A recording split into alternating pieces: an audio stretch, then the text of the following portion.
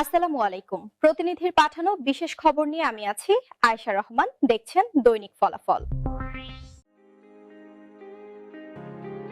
Bangladesh national news club ও বাংলাদেশ ভূমিহীন ও গৃহহীন housing লিয়ের যৌথ উদ্যোগে আজ মঙ্গলবার ৩ মার্চ ২০২৬ মাহে রমজান উপলক্ষে আলোচনা সভা ও ইফতার মাহফিল অনুষ্ঠিত হয়েছে। রাজধানীর একটি মিলনায়তনে আয়োজিত এই অনুষ্ঠানে প্রধান অতিথি ছিলেন ইসলামী ঐক্য মহাজোটের প্রধান সমন্বয়কারী ও বিএনডিপির চেয়ারম্যান শেখ মোস্তাফিজুর রহমান। প্রধান অতিথির বক্তব্যে তিনি বলেন, রমজানের শিক্ষা হল ত্যাগ ও সহমর্মিতা। দেশের ভূমিহীন ও গৃহহীনদের আবাসন নিশ্চিত করতে এবং একটি ন্যায়ভিত্তিক সমাজ গঠনে গণমাধ্যম কর্মী ও সমাজসেবীদের ঐক্যবদ্ধভাবে কাজ করতে হবে।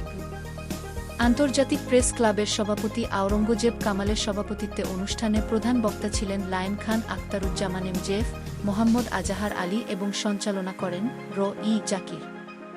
অনুষ্ঠানে বিশেষ অতিথি হিসেবে উপস্থিত ছিলেন অ্যাডভোকেট নুরুল আলম, মোহাম্মদ আতাউর রহমান, হাজী মোহাম্মদ সোহেল রানা, এস.এম. হানিফ আলী এবং আনিস উদ্দিন সেন্টু।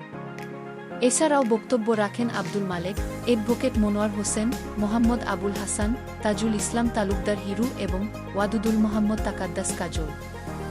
অনুষ্ঠান শেষে দেশ ও জাতির সমৃদ্ধি কামনায় বিশেষ দোয়া ও মোনাজাত অনুষ্ঠিত হয়।